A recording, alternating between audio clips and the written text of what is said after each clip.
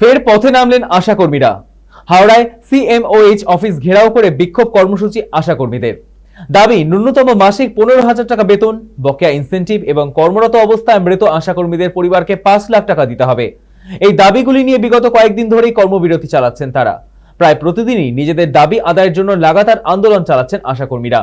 এদিনও হাওড়া ময়দান ফ্লাইওভারের নিচে জমায়েত হয়ে প্রায় 3,500 আশাকর্মী মিছিল করেন। পাশাপাশি সেখানে তারা উচ্চস্বরে স্লোগানও দেন।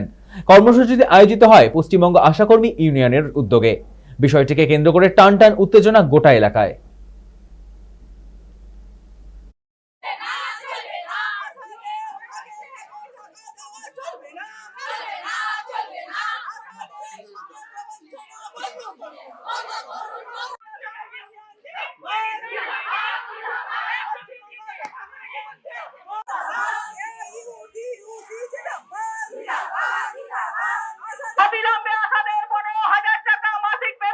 গেলে 10,000 টাকা দিতে হয়, সেই জায়গায় আশারা গ্রাসরুট লেভেলের সমস্ত কাজ করে তুলে দেয় স্বাস্থ্য দপ্তরের, যেখানে আশাদেরকে আখ্যা দেওয়া হয়েছে আশারা স্বাস্থ্য দপ্তরের ভিত।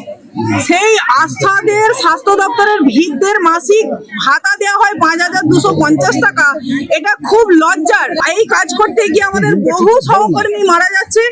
সেই সহকর্মী মারা গেলে তাদের রিটায়ারমেন্ট বেনিফিট যে 5 লক্ষ টাকা দেওয়ার ছিল, আমাদের দাবি 5 লক্ষ টাকা রিটায়ারমেন্ট বেনিফিট, সেটা কোনো আশার মৃত্যু হলে তার পরিবারকে অবশ্যই দিতে হবে।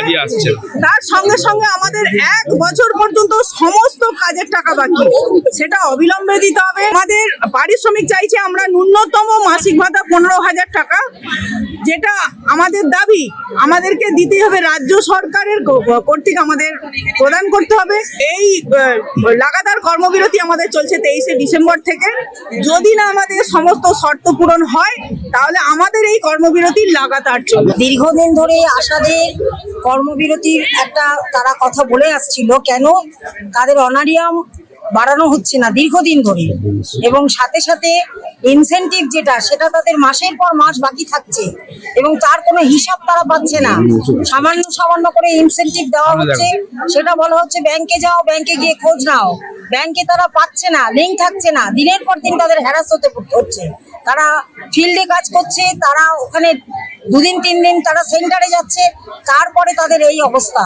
যার জন্য দীর্ঘদিন ধরে আমরা আধিকারিকদের জানিয়ে এসেছিলাম আমাদের রাজ্য কমিটির পক্ষ থেকে। স্বাস্থ্য ভবনেও বারবার জানানো হয়েছে, সিএমএইচকে আমরা ইনভিটেশন দিয়েছিলাম, আমরা বলেছি সবটাই কর্মবিরতি করব সবটাই।